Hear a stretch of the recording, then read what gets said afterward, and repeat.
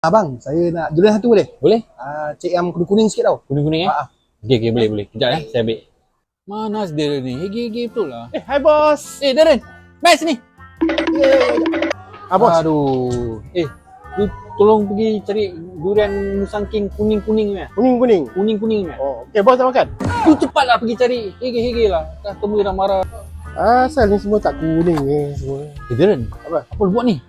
Tak ada, semua tak ada colour kuning apa? Ni tak cukup kuning. Tak cukup Semua tak kejap, colour kejap. lain. Gua dah tahu asal. Alah? Lu tengok langit kat luar tu. Apa gelap tak? Gelap. Gelap tak? Betul customer ni gelap tak? Bunga gelap. Gelap kan? Aduh, ni kan. Terang. Kurang kan? Mula terang.